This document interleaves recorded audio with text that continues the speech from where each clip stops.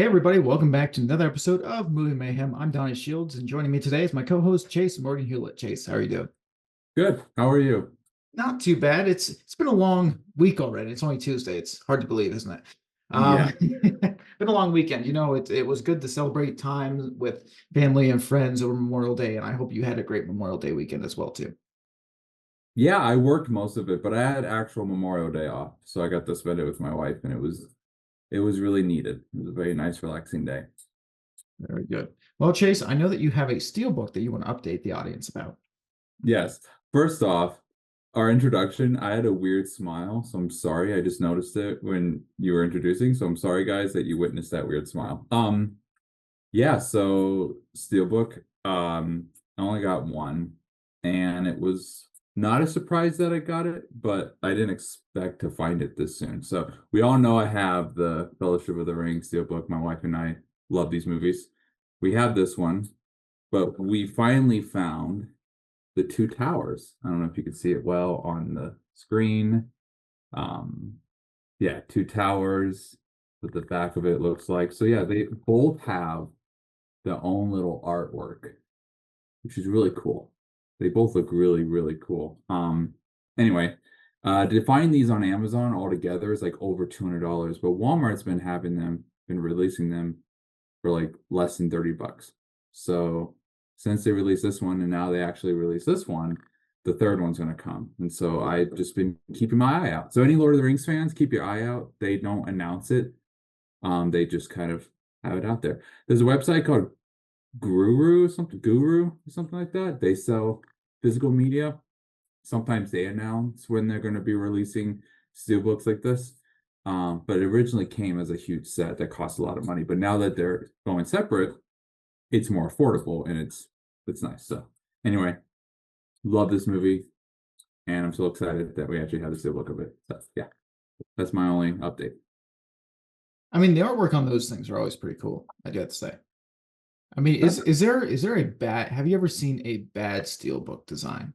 Let me just ask you that. Is there one out there? Yeah, I don't like steelbook designs that are just the movie poster.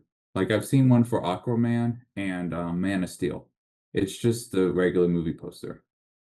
And I didn't get those ones because it's just I like steelbook because they're like different artwork.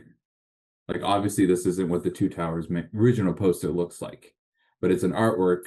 And if you've seen the movie, you know what everything means in this picture, and it's just a cool like art design, the different take on it. Which, I'm a little picky on my movie posters anyway. There's a lot of movie posters out there that I do not like.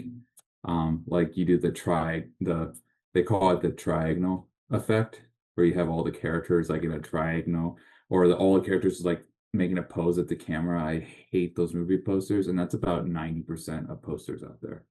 I like posters that are like more of an artistic look. Um, Even the original Lord of the Rings posters, I'm not really big on because it just shows all the characters doing like a pose. Either it's from the movie or just a pose for the poster. That's why I really enjoy these because this is really unique and you only get it once. Well, I shouldn't say once, but it's like a limited type thing. And once you get it and once they're out, they're not going to resell it back to the public. You have to go a backdoor way like eBay or someone selling it off the market. And it usually costs twice or triple the amount. So it's just a cool, if you like movies, this is just a cool way to kind of collect movies that you really like. But yeah, that's kind of my answer.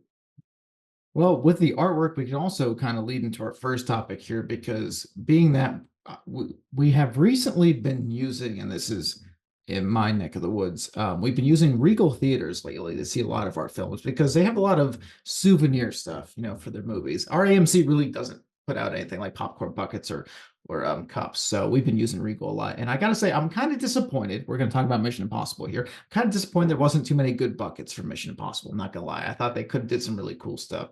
I did see one out there where I think it was a callback to 3 or 4 when he was stealing like the what was it, like the God's Eye or whatever. It was like the little Oh, chamber. that's three, I think. Three. I So think. like that was cool, but Regal did not have that at that time. So I was kind of disappointed there. But Chase, you just recently saw Mission Impossible: Final Reckoning. Did I did. you watch all the Mission Possibles leading up, or did you just go to see this one and kind of throw yourself back into the franchise? So I kind of threw myself back in the franchise. So I've seen the first three. I grew up with those. Like the third one I saw in theaters. Um, and I think it goes Ghost Protocol, Rogue Nation, Fallout, Dead Reckoning, and then the Final Reckoning. So I think the only one that I haven't seen is Fallout. I think. I might be wrong.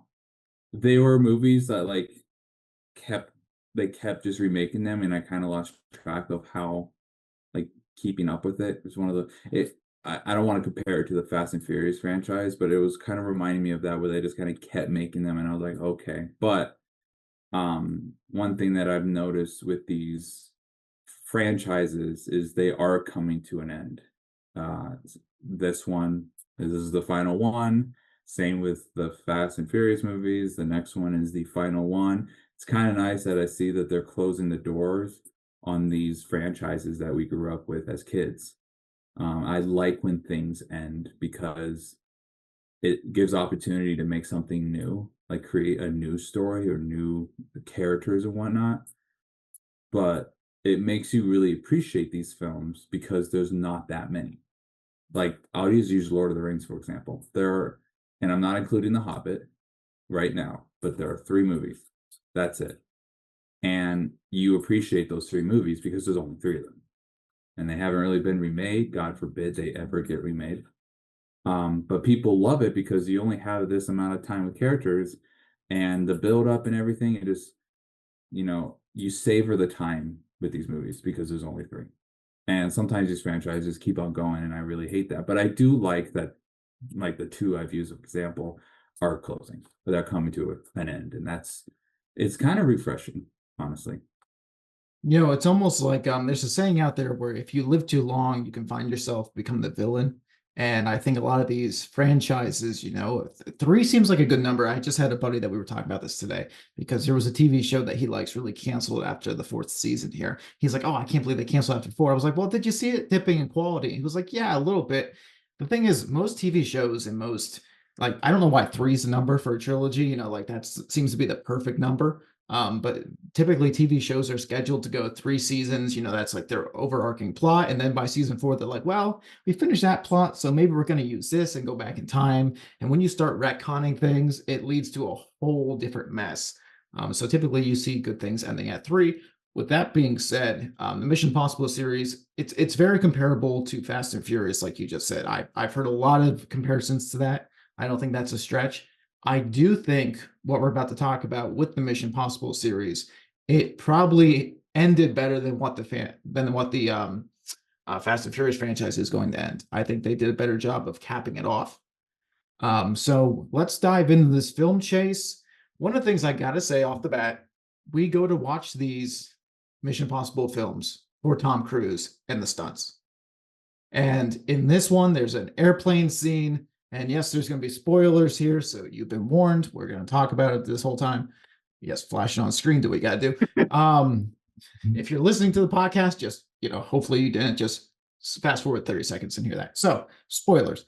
There's an airplane scene in which you're kind of holding your breath the whole time, Chase. Even though you feel like the character at this point, Tom Cruise's Ethan Hunt, is kind of invincible. You know that good things are going to come its way because there's still probably about 20, 30 minutes left of the film after this. And you're just holding your breath the whole time as he's just in the air, jumping from one plane to the next. What was your thoughts while watching that film? Um,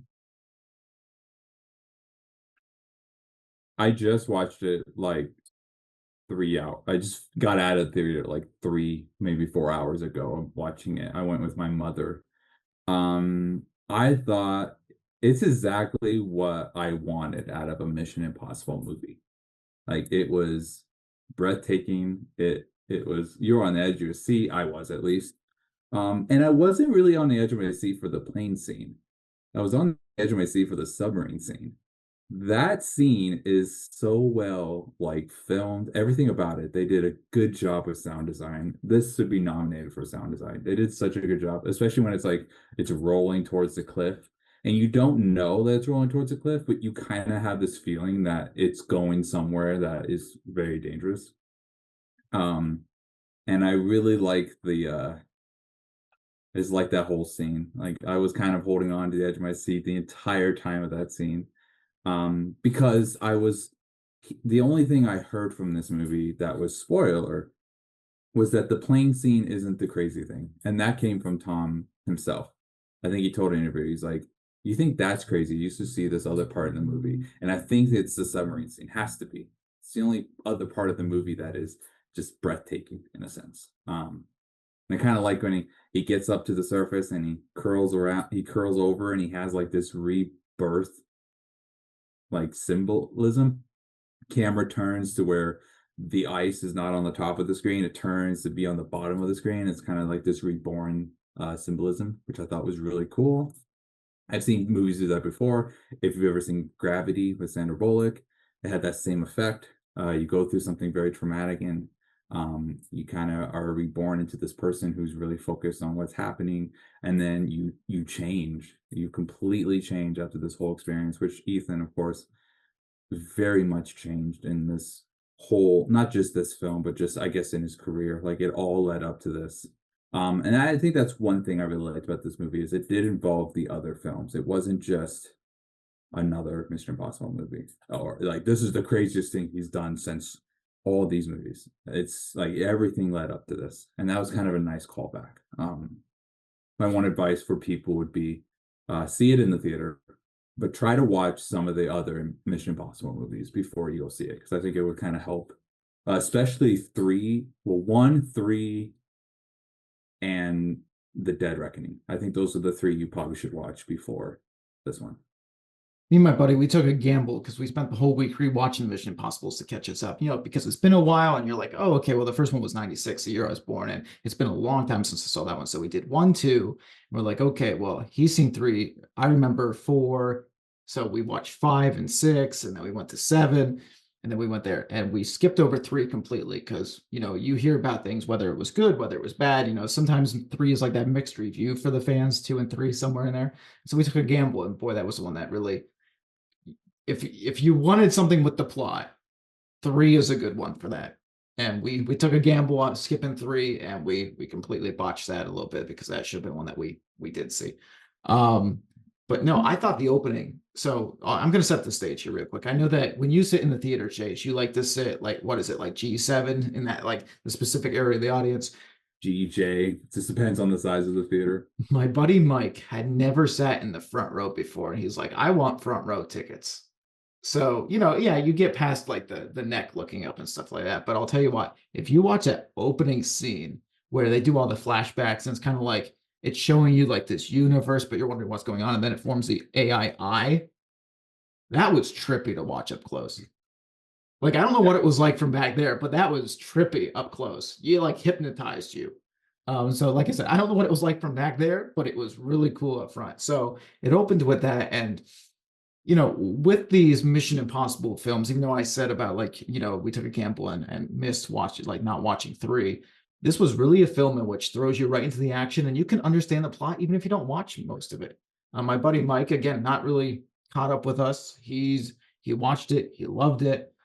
He kind of knew what was going on. They did a good job of being like, hey, you don't really need to know these. It's great if you do. But here's the scene that we're setting. This is the mission, and there's going to be twists and turns. And from there, it just gets all sorts of chaotic. I know that there's some movie reviewers online that are going to rip this movie apart for the unbelievability, but when you go in and you watch things like the submarine scene, that's the only thing that really like made me like, okay, this one's a little bit unbelievable. I thought he was actually going to crawl into the chamber, close himself in there, and then when the submarine went down with the nukes, I thought it was going to shoot him to the surface. I was kind of waiting for that to happen. I thought that would have been a good way to get up there, but then he kind of ripped his suit coming out from down there. And I'm like, how is he not crushed by the force? But, when you watch these spy action films, you expect an unbelievability. Like, for everything to time up correctly like it does, you expect that. But other than that, I actually thought this film was really, really solid. I didn't have too many issues with it at all. I Yeah, I would say the summary scene when he had to take his mask off and crawl up. I was like, that's like the one thing out of this film. I was like, That like my mom even leaned over and said that wouldn't happen in that same volume in a movie theater, which I love you, mom, but shut up. When people talk in the movie theater, no, yeah. I thought my little brain was thinking that he was going to ride a missile out of the submarine. And the missile wasn't going to go really fast. It wasn't like Doctor Strangelove, you know. I thought it was just going to gently take him up to the surface and break through. And I was like, that would be cool. I doubt it happens. And it didn't happen. I was like, probably a good thing, but that would have been really cool because it kept showing the missiles everywhere. And I just went ahead of myself. Um, but no, definitely a good watch. I like the seats I sat in because and for anyone who wants to know, th- the reason you want to pick those like middle seats, if you break the theater in the fourths, you want to sit in the third section of that theater because that's where they mix the film sound wise. So when you sit there, you're getting exactly how they mixed it. You're getting the whole experience because it has to do with speakers, distance. There's a lot to do with it, but that's why I sit there. That's why they always advise people to sit in those rows. Which, if you go to the theater, those sections are always taken almost, and sometimes they're not. But most of the time, you see that like middle section taken, middle up section because that's where they mix it. But no, I really like this film. I thought they did a really good job, and with everything. And one of the things I did enjoy was Ethan. And I'm just going to comment between Dead Reckoning and this film. You could see that he is a human. He's not perfect. Like you watch Fast and Furious with Dom, and he's like a superhuman jumping out of cars that are going 80 plus miles an hour, and he gets up with no scars on him. But Ethan Hunt, he goes through it, and you can see that he gets hurt, he limps away, he makes mistakes, he has emotion, he has a heart. He's not this big badass guy. He is, but he isn't, if you know what I mean. Um, he's a human, and I like seeing that in a film like this because it's easy to make it so unrealistic. But I felt like a lot of this movie was actually more realistic than you think, mainly because he did those stunts, but there's a lot of safety harnesses and safety protocols that went with those stunts. So it's kind of, I can see why someone would be like, that's not realistic, but I liked how human he was in this movie and how he made mistakes. He had a lot on his shoulders, so there's a lot of emotion for him in this film, and it was cool to see. It's something that you don't think of in a spy movie. You just think of a guy who can take down 20 people and walk away in a suit and tie, adjusting his tie. So um, I did like that. A lot of people, and Simon Pegg was one that was when promoting this film, and I want to talk about promotion of this film in a little bit. When Simon Pegg was promoting this film, he talked about the difference between Mission Impossible and James Bond. You got James Bond and Ethan Hunt. Credit I think goes to Tom Cruise for not being necessarily a Vin Diesel that like, hey, we're gonna get beat up, we're gonna get bloodied. I want that. Early James Bonds, it was almost like they got in a fight too, and they beat the clean cut, like nothing ever touched them. It wasn't until really Daniel Craig took over that you started to see like the blood, the sweat, the limping, the hurt that James Bond went through to go through those sequences in the film. And I do have to say that adds so much to it. Now we're going to talk about the mark in this film because just as easy as yes, we all saw the social medias behind the marketing of this with like, of course, you had your stunt sequences, but you also had Tom Cruise going to movie theaters, spending time with cast, spending time with crew, and just having what seemed to be a blast and doing all these interviews. The typical things that the PR things that they send these actors out to do to promote these films, yes. But there's twice that I've been in the theater, actually three times, excuse me. We talked about Revenge of the Sith with Hayden Christensen coming on screen for the 20th anniversary. Yeah. Tom Cruise came on screen right after the pandemic for Top Gun Maverick. And he thanked the people. And he's like, listen, we've held off on this film because we want people to experience this film in theaters where movies should be made. And he was genuine there. There's other ones where I've seen them try the same thing. I don't know if it's a Paramount thing that they're trying to do where they put the cast and crew in front of the screen and then do the same thing with the audience. But sometimes it does not work. It doesn't feel genuine. It doesn't feel real. But Tom Cruise twice now, because he came on at the beginning of this movie as well. And it Yeah. just feels genuine. Now, again, he could be full of crap. Just just like I'm here to get paid. I don't know. But I gotta tell you, if you are marketing a film, you want a face like that and a personality like that because he's going to sell more tickets than most of the actors these days. But that's why he's Tom Cruise. That's why he's labeled as maybe the last superstar in Hollywood as far as an action thing. But Chase, when you saw the opening of this film and you saw Tom Cruise come on screen and give his message, did you feel like he was sincere? And did you feel like this film was made for theaters? I I know this movie was made for theaters. I agree with him on that. And I've been seeing like social media posts of him going to movie theaters and surprising fans and all that. And I like that. But his introduction in this film didn't feel genuine to me because he doesn't look at the camera. He is reading a prompt behind the camera. And all he's doing is thanking people for watching this movie.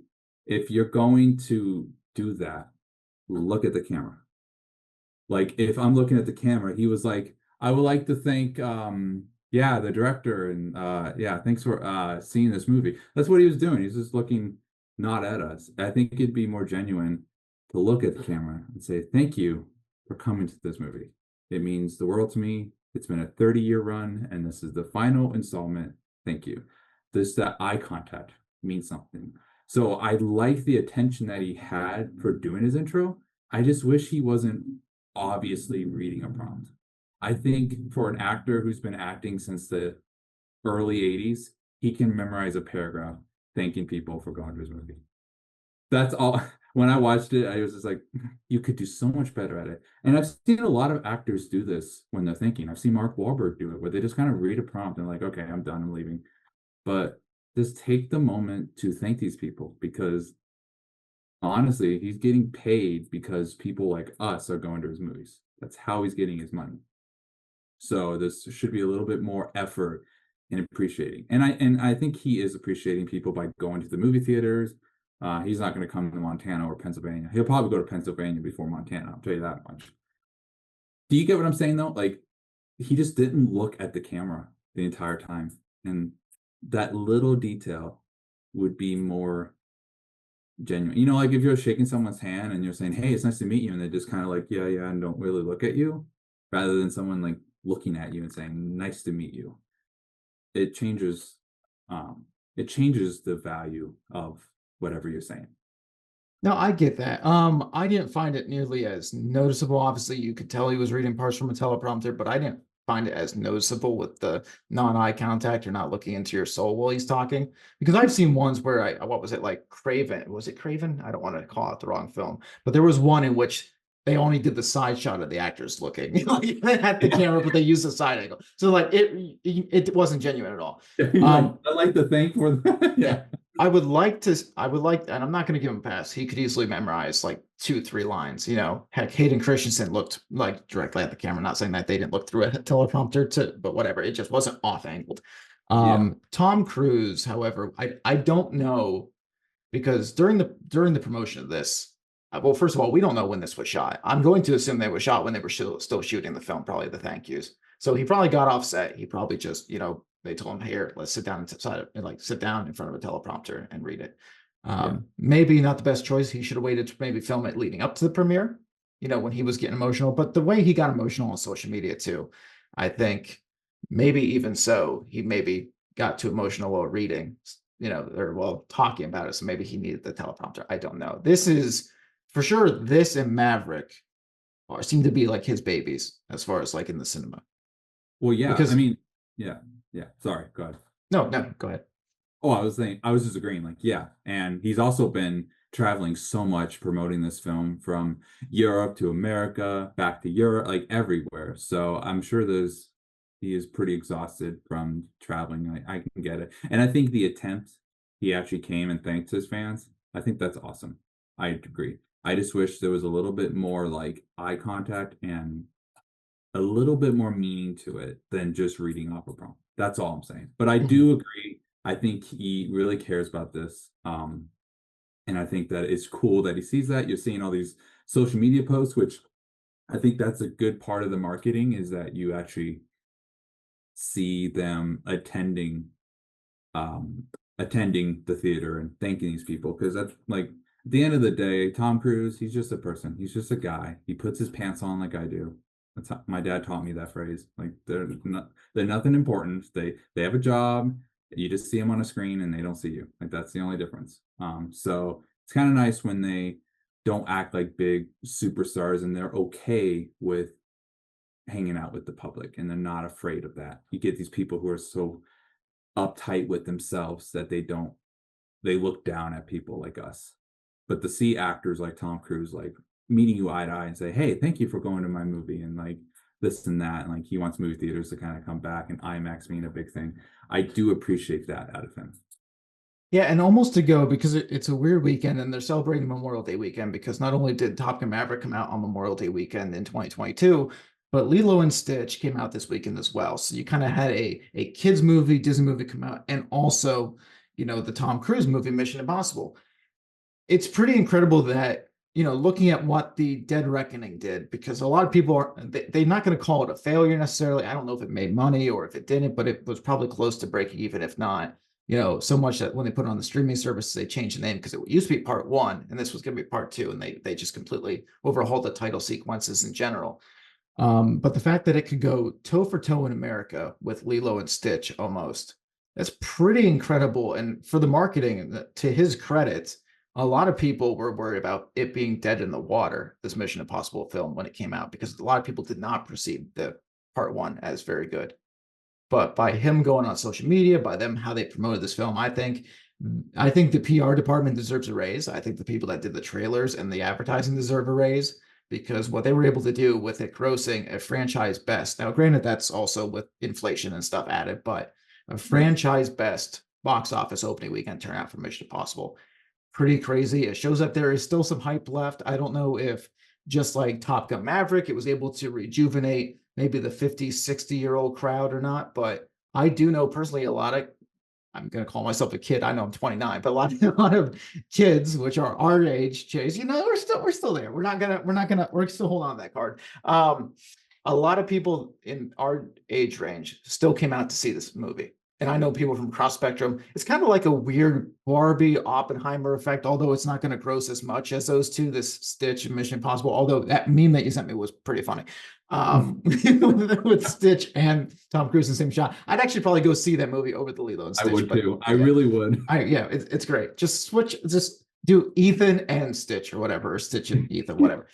But there's a lot of people our age that were rejuvenated enough to go see a franchise that's just as old as them. You know what's funny is when I went to the theater, I noticed that I was the youngest one in the room. Everyone was retired older folks who have seen the movies. In fact, someone who lives like a mile down the road from my parents were sitting like right below us, and we were talking afterwards. And they're like, "Yeah, we've been watching every single one up to this." And they're like, "We saw the first one in theaters, and now 30 years later, we're seeing the last one." And I was like, "That's kind of cool. It's kind of cool to see that." So, um, I did have the box office for Dead Reckoning, so it was a 291, I think it's $1 million budget. Um, it depends on it depends on what they count as like the like location to say that it was a successful film. Opening weekend was over 54 million. Uh, across the US and Canada was 100, just over 172 million. But worldwide was 571 million over. I'm just rounding. Um, I'm just rounding up, but or rounding down, I guess. I don't know. So it depends on those three numbers, which one would count. I would assume worldwide is it made its money worldwide, but in opening weekend it did not, or the US, Canada, it did not. But since I'm on the subject, let me look at the numbers for this one right now. So this was a $400 million film. That is a lot more. Uh, Yes. and opening weekend was 64 million. Across the United States right now is almost 80 million. And then worldwide is 206 million. So already it's getting really close to what the budget from the last film is. So I think worldwide it's definitely going to hit that, but I'm curious on just across the US and Canada if it's going to. And I think that with social media now and those short clips and just seeing Tom Cruise promoting his film, I think that he can. I think it can make its money. And even so, what helps the film industry here? Not saying that you don't want to see them make all their money back, but I think a lot of film. I mean, let's just say this: if you're let's say the Marvels film, which absolutely flopped, but what Disney was probably hoping for there is, hey, let's get close to our budget back because once it goes to streaming, there's probably another 100 million that can be made, as far as selling that off throughout the years. So if Mission Impossible, even with a $400 million budget, they probably need to make somewhere. They always say kind of either double your budget to be happy, like whatever your budget is, double it. So this case, say like 700, 800 million to kind of break even because the theater takes 60% of it. And who knows where some of the other stuff goes. But if they can get close to the 600, 650, 700 million before it even goes to streaming, that's pretty good. And I think anybody would take that as well. And we also don't count the merchandise and we don't count the popcorn buckets I'm sure were sold and stuff like that. So there's other things that are getting kickbacks, but for it being a franchise best opening weekend, I think that's pretty good testament to Tom Cruise. I do have to say. I agree. Yeah. I think like you said, this is his baby. Well, one of his babies. I mean, he's been doing it our whole life. I can't believe that 1996 is almost 30 years old, um, Time but yeah, flies. time flies. I'm 30. See, it seems like it's becoming like the old man hour, Chase, because last time we talked about EB games, even though because I misspoke and I didn't want to say EB games on the last podcast, but it's just like, it's becoming the old man thing. It's like 96 wasn't that long ago. It's like you were born and it's like, oh crap. Yes, it's a long time. I was 2 years old. My So wife, my wife wasn't even thought of. this is a serious question. Maybe this is maybe this will wake some people up after the Mission Impossible talk. Maybe you're not a Mission Impossible fan, but you're tuning into the podcast. I got a serious question for you though, Chase, and it's going to take us a little bit off topic, but we'll come back because we got to talk about Sinners real quick. The movie Sinners, not saying we're sinning, we're Christian people. So anyway, the movie. I'm all about the movie. Michael B. Jordan. So question though, Chase. You know how so guys have a code when you go in to use the urinals. Okay, I'm going there. Okay, we're going somewhere with this. Okay, I promise. So when Yeah. there's a code with urinals, you can Yep. like where somebody's at, whatever. I'm somebody when picking the tickets because the theaters we go to lately are you have to pick your ticket, like your seats. And say you're in that spot of you want to be in G, but somebody's right before you in F in the middle. Are you sitting behind them? Or are you going off to the side? You going 2 rows back? Take us through your movie picking process as far as seats. Are you ashamed to sit in front of somebody? Will you sit behind somebody? Or do you pick like the sides? I I would say sides. I had that problem because the seats I wanted were taken, and I didn't want to sit right next to someone, so I chose to sit on the side.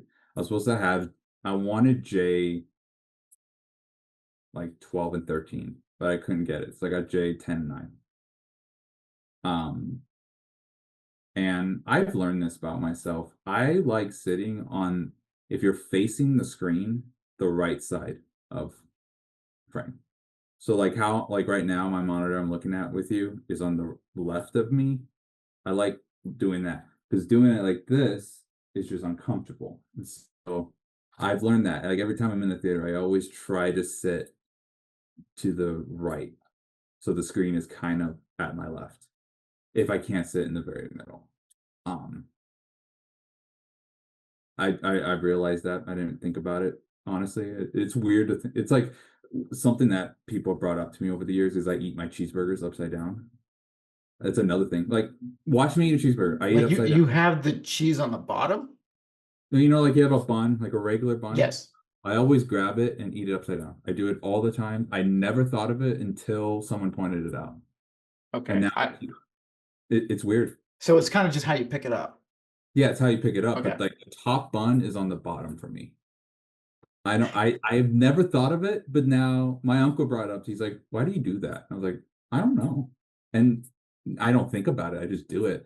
But sometimes when I'm eating, I just kind of think about it. I'm like, "Huh, I do that." I do the same with sandwiches, like a sub. I would eat it upside down. Like I do it all the time. And so it's the same as this movie theater. I just noticed that today. It's like, huh, I always sit to the right. I think we did that when we went to see Kingdom of the Planet of the Apes. We sat more to the other side, but We got dead middle for Megalopolis because nobody was in that theater. oh, lucky us. Good Lord. We should have took that as like a head count. It's like we walk up, oh, we're the only tickets sold. Maybe we shouldn't go see this. But I can understand. I guess it's hard for me to picture. I can't believe you actually pick it up like that. That's fascinating. But if anybody else has the same issue with the takeout containers when they give you the styrofoam stuff, I never know what the top or bottom is. And when you put it in, it's already too late. It's like, oh man, like I don't know if you guys have that issue. But for me, with the theater seats, I either have to be 2 rows behind somebody. So if they're like in the dead center, I'm either 2 rows behind. I can't sit in front of people. Okay. I don't like that feeling. Now, obviously, we saw Dead Reckoning or Final Reckoning, excuse me, in the front row because Mike wanted it. But there was like, how there's typically like your front row, like 5 rows, and then it starts like your other theater on the incline. Yeah. So like I can sit that far ahead. That's not a problem. Sitting 2 or 3 rows up from somebody on the same level, it doesn't do it for me. So I don't know. That's where I get kind of weird about. But I will choose. Actually, I think if you're facing the screen, which I'm going to do it opposite than you. But if you're facing the screen from the seats, I think I go on the left. So is that similar to what we're talking about, or you're on the right? And If you're facing the screen, you like going more left, you said. yes, I go more right. okay. So the screen's more left and you like the opposite of me. Mhm. But either way, we're seeing the movie. I'd rather be in that generic row where the sound has been mixed than like anywhere else. Yeah, Like Cole and I, my friend Cole, we were going to go see Horizon when it was in theaters, but the only 2 tickets that were available were the very front, and we did not go because I did not want to sit up front because I saw Wonder Woman like that, and I was just like this, and my neck hurts enough already, and I was like, I do not need to watch a movie like that. I want to be comfortable in the theater. No one talk to me, and I want to be comfortable. And I'm not comfortable when my neck is being kinked up. So we were like, we're not going to go. So we went and saw a terrible movie called A Quiet Place day one. Uh, but um, but no, that's funny that you bring that up at the movie theater because I just thought of that today. I was like, I didn't realize I did that, um, but yeah. quite the interesting conversation you can have throughout life. That might hit you on the same day. So we're going to move on to Sinners here. It's not going to be a long conversation about Sinners. Chase, you had just recently seen it. I saw it about, what, 3, 4 weeks ago. I don't know how long it's been out, but it was at the tail end of its theatrical run at this point. I do got to say, I got to give credit to Michael B. Jordan. I thought Michael B. Jordan played a fantastic 2 parts because he plays both the twins. Um, the music, the soundtrack for this, Chase, was phenomenal. I told you it was gonna be. Now, granted, you might tell me that it actually sucked. Maybe that's gonna be coming out of your mouth, but I loved the soundtrack. I thought the music was phenomenal. I think there's a potential chance for some awards to come out of this movie because right now it is my top-rated film of the year. Okay. Chase, I'm going to give the floor to you since you saw it recently. What did you think about Sinners? So I saw it on May 16th. And if you go on IMDb, you can actually, they have a check-in list where you can literally put the movie down that you saw that day and it will keep track of what you've seen. I do it all the time. That's a that's not a sponsor. This is what I do. I so at first I knew nothing about this film, and I was like, I don't really care to see it. It said from the director of Black Panther and Creed. I was like, I don't really care. I didn't care for Black Panther that much. I know that might be a sin. Funny. But I did not really care for that movie. I was like, I probably won't really care to see this movie. Paid attention to the trailer, but didn't really know what it was. And then you told me that you went and you really liked it. And then you told me that it reminded you of Reluctant Blues.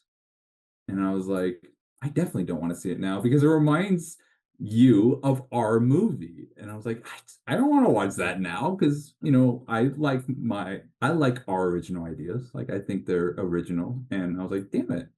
Well, dang it. Sorry, YouTube. But then I thought, you know what? I should sit and watch it because not only is it a topic we can talk about on a podcast, but you watched it. And something I like to do is I like to be involved in things that my friends or people who are really close to me like to do. So I was like, I'm gonna go watch it for you. So I watched it for you, Donnie, and I loved it. I thought they did a really good job.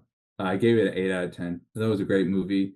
What I liked about it is I didn't know nothing about it, like not a clue. And so anyone who hasn't heard of this movie, you should go watch it because it is an interesting movie. Um, I wouldn't say it's a musical, but it does have a pretty cool soundtrack. Really follows that uh not like selling your soul to the devil type vibe, which is what our film Reluctant Blues kind of follows in a sense. I will say the difference between Reluctant Blues and Sinners is 10 times better. And Reluctant Blues isn't as good because we didn't have the budget or the stuff they had. But um no, I thought it was a really good movie. I thought it was a very interesting take on vampires. I didn't even think they were vampires to begin with. I didn't know what they were, and then they were. But everyone did an incredible job in that movie. And I think my favorite scene is when they're singing the Rocky Road to Dublin in the field. First off, I love that song. And for my, I would say, 10 years of knowing that song exists, I've tried to memorize that song ever since I went to Ireland because I saw someone sing it on stage and they did an incredible job. And they had an accordion and everyone was clapping and stomping. It was so much fun. And I thought, oh my, I need to memorize this song. And I'm going to tell you something. Listening to the original take of that song by the Dubliners, look it up later, is so hard to memorize that song because I don't think that guy breathes in that song. I think he just sings and then he then breathes for 4 minutes. But anyway, that was my favorite scene. I thought it was really good. Um, it's been a few weeks since I've seen it, but I really loved it. Took my mother again. She didn't even know that movie existed. So when we went in, we both were blind and we both came out like, wow, that was really good. Like they did a really good job with that movie. And when it comes out and I'm able to rent it, we're gonna have a movie night and watch it because it was great. It was a great movie. So I really give Ryan, what's his name? Ryan Coogler. Coogler, yep. It's nice that he's kind of coming up with original ideas and working with Michael B. Jordan. I always like when a director and actor team up and make like multiple movies together. I really like when they do that. So keep it up. I thought it was great. I can't wait for it to come out. It's a movie I would own if that will tell you something. Um, so yeah, that's all. That's all I got to say. I did really much enjoy it. See, I'm on the back end of it because I never heard the song Rocky Road to Dublin until this film. And that thing has been on repeat on YouTube for me on a daily basis. Now, I do have the first chorus memorized, like the first verses. As far as when it goes down on the full journey to Dublin and getting on the boat and stuff like that, I've lost it. I no longer have that Pretty rough. memorization. But, you know, it's weird because you look up the lyrics. I don't know if you've looked up the lyrics in a while, Chase, but when you look up the lyrics of the original song and then you hear them sing it, even though the lyrics speak in full sentences, they're the way they say it, they cut off certain words while they're singing it. So then you can't stick almost to the same beat. It's a weird, like, it's just like, oh, they're adding the word the. And then in this one, they're just like, they cut it short to like, I'm like, oh, okay. There's no the in this version.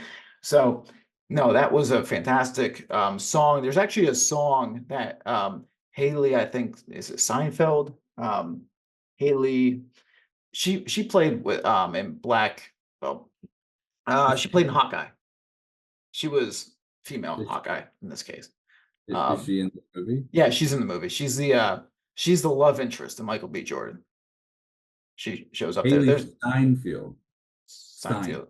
Okay, Stein. Steinfeld. Stein. Anyways, sorry, we're butchering the name.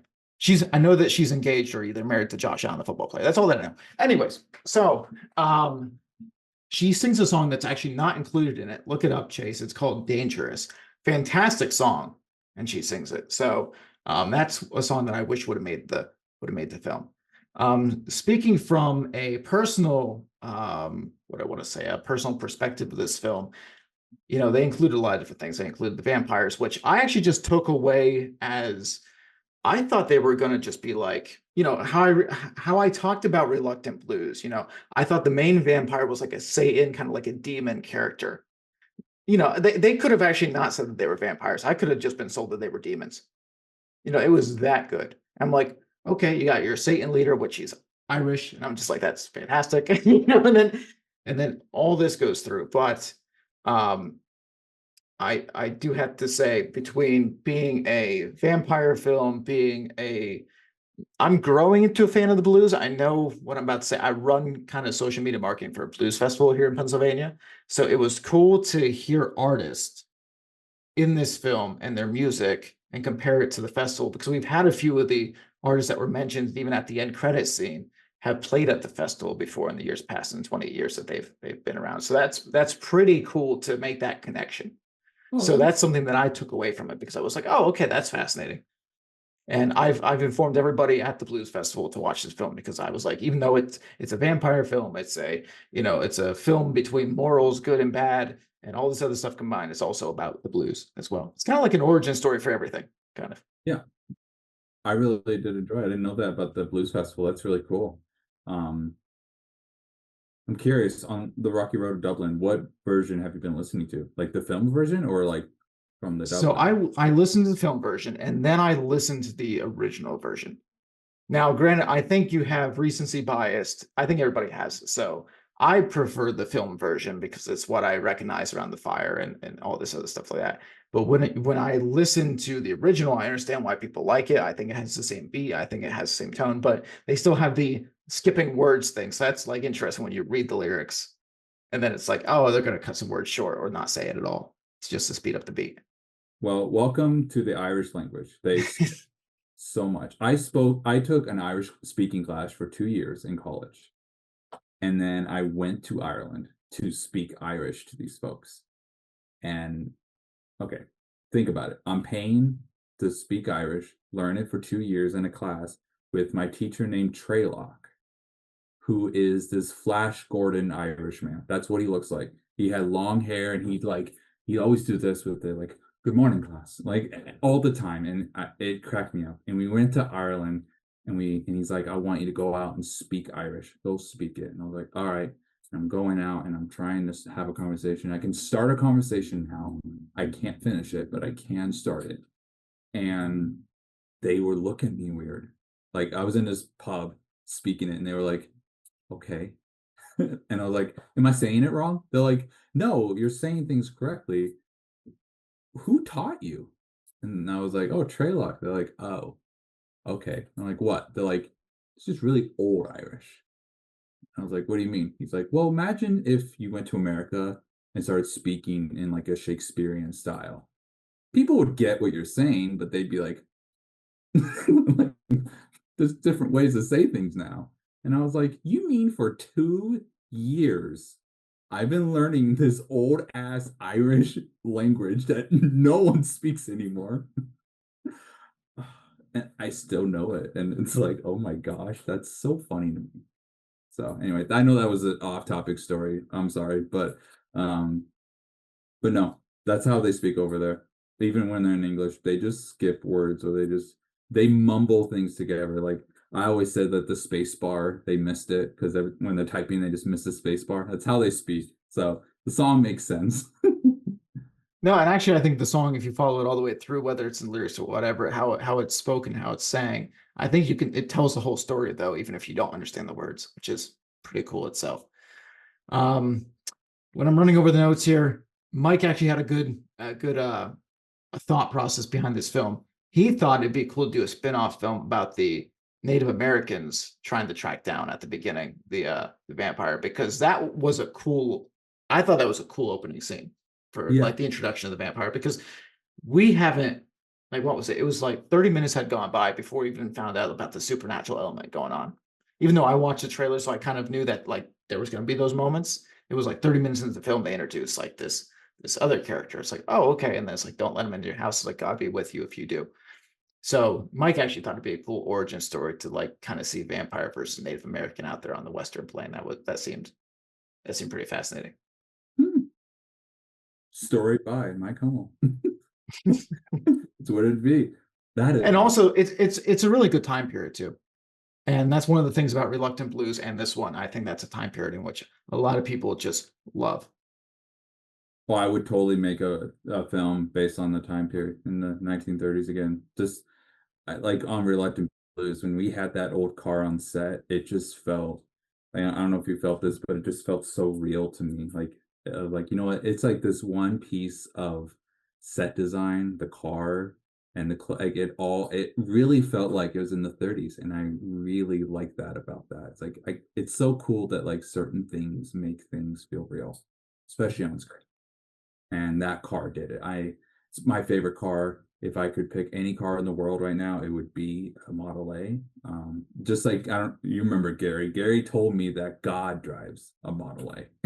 I was like, yes, he does. Like, so no, I totally agree. I think that the 30s um, is a great period piece drama. It's like the boys in the boat. It's in the 30s too. So you get that same feeling. So yeah. So I have a little mini game. It's going to be quick, but a little mini game I want to play with you. It involves both movies, Mission Impossible and Sinners. Okay? Okay. All right.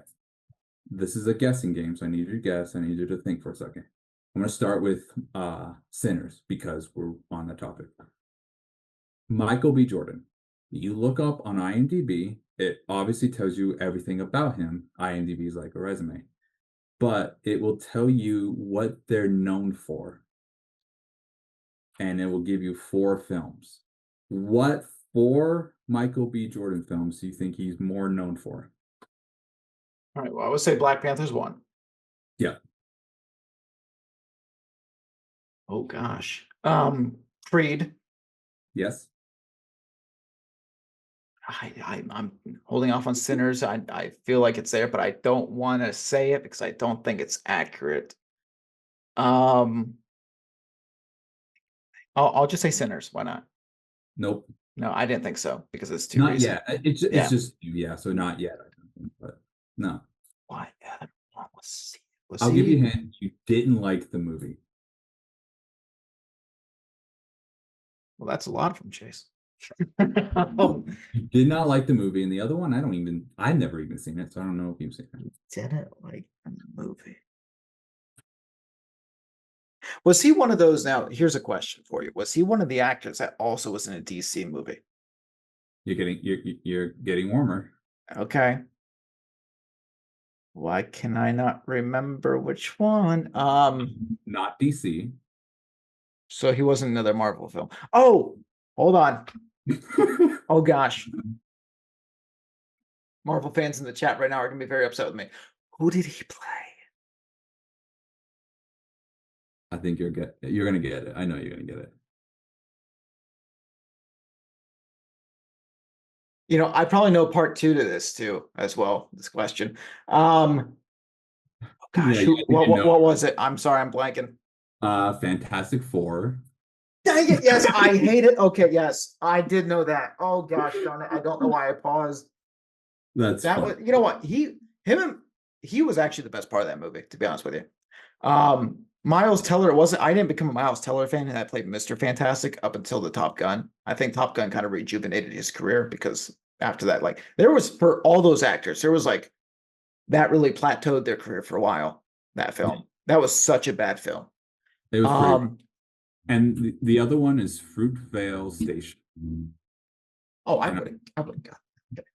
oh, you would have? I've No, never no, heard no, of it. no, no, no. I would not have got that. Okay. Whatsoever. No, that was a joke. I would have been like, would have got that. No, no, I would But have. you got 2 of them right, and you were really close on the third one. Like you were really close. I think you Because would I have gotten it. So can I guess the second question? Well, let me ask the second question. What are Tom Cruise's Oh, 4 okay. films? I didn't think that that was going to be the question. So there was an interview today, and I'll get back to answering that one.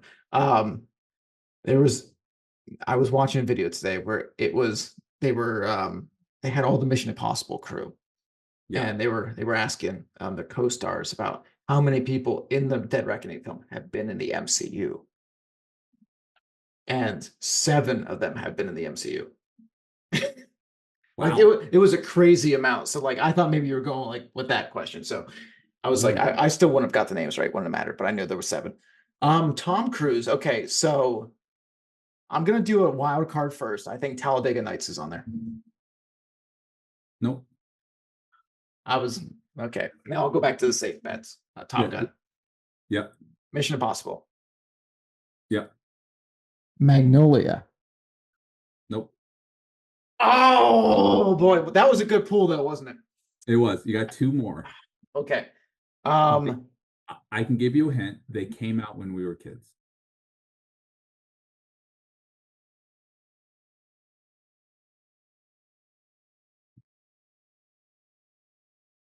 mm,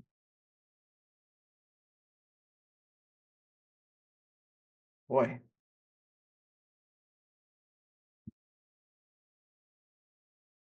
can you give me?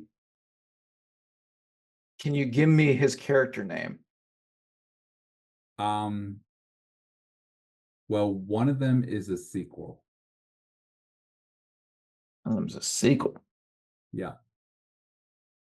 Oh, Reacher. Did he Nope. play Reacher? Did oh not He did. He did okay, play okay. Reaper, but Okay, it's I'm not. glad I'm not thinking about the different actor. At least I was like Reacher. Don't think too hard. It's a sequel to what we've been talking about. Oh, is it just another? Is it just sequel to what we've been talking about? Is it just another Top Gun like Maverick? He's just known for Nope.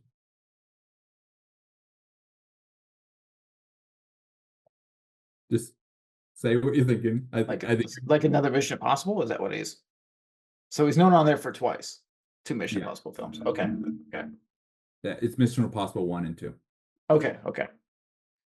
See, that's kind of weird that they would put both them and not like throw another franchise in there. Okay, that's fascinating. Yeah, again, this game, when you go on IMDb, it just says known for, and I think it was just Mhm. fun to sit and try to guess. If you got one more, I don't know if you've seen this movie. I've seen it. I remember when it came out. Um, and I would say it's more, is it more, it's more like sci-fi-ish. Edge of Tomorrow. Nope. It's older. Boy, I am doing some good pulls. I'm thinking to myself, and they're just You not working. are. Jeez.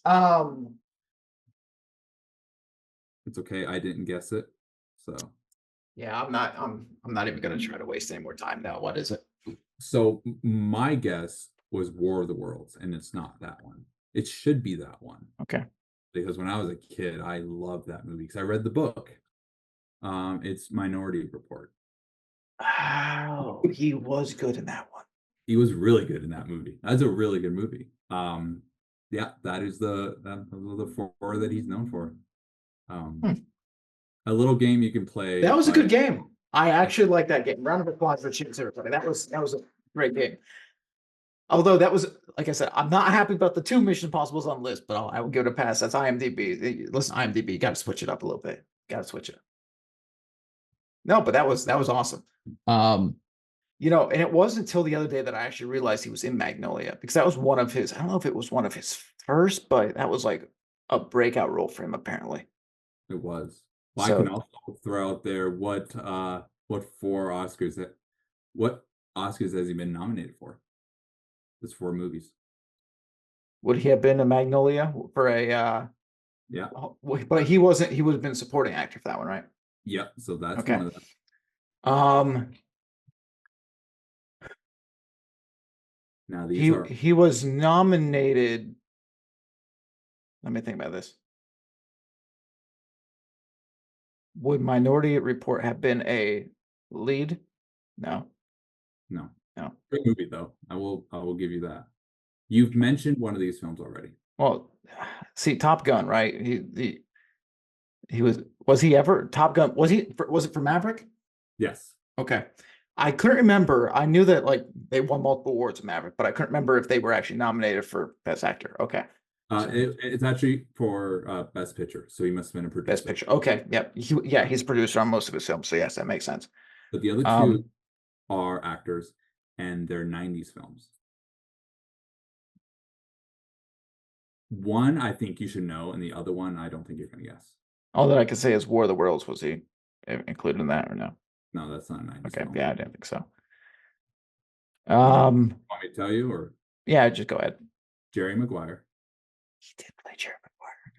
Okay. That was a really good movie as well. And Born on the Fourth of July. That's the one I didn't think Yeah, I didn't watch that one. you guessed. It's been a while since I've seen that movie. Um, so yeah. Anyway, these are fun games that you guys can play by yourself. Uh, that's why I like IMDb. It's such a cool site, and you can not just for this game, but just you can keep track of your films. If you sign up, which is free, you can actually keep track of your check-in list and star your favorites and everything. It's fun. So I'm gonna have to go find some IMDb and quiz you on some like of the stuff for the Golden Age of Hollywood next time we start up the Golden Review. That's what I'm gonna have to do. that Just would be be like, this actor is known for, and you know it's not gonna be the main either because you're gonna be looking for it now. It's gonna be like the side actor. I'll never know. I'll never know. It's so funny what's known. And for what's funny is my IMDb, my own personal one. I am one film away for all my known for to be my own, like our movies, Oh, that's not cool. some production assistant job that I had. I'm one away because you can. It's four. Um, yeah, I'm one away, and I'm like, I want that one more, so I could be like, I'm known for these four films that I made, blood, sweat, and tears. So More tears than blood and sweat, but we got it. No, but that was a good game. We're going to continue to play those games for sure on this podcast. I do like that. So that's a good segment, Chase, and that's something we could clip too if we're ever looking to do reels and stuff like that as well. We really should for both of us. I know we talked about the social media game. We don't do enough reels and posting and stuff like that, so got to get to that. But ladies and gentlemen, thank you for joining us on the podcast. Chase, where can people find you at? Instagram, LinkedIn, if people do LinkedIn anymore, and Facebook. Yep. Also have True Life Pictures. It's the same thing. Facebook and Instagram. And then we have Golden Review, which is something that is going to be going back up in the summer, hopefully. Between our last film and some personal things that's happened in life, it's been very difficult juggling everything. But now that things have, I wouldn't say calmed down, but now that we've kind of settled on some stuff, we can continue that. I still got to edit the Shakespeare episode, but we can move on from that because that's a really fun episode podcast. We just review old films. It's a lot of fun. Take Donnie back to the old times and see if he likes it or not. Pretty much what it is. To some films I have definitely never seen nor heard of, so it's definitely an experience. It is. Well, thank you everybody for joining us for this podcast. Be sure to like, subscribe to the Shield of Hope channel and the Shield of Hope podcast available on YouTube, Spotify, Apple Podcast, and more. Thank you guys for listening and have a great evening.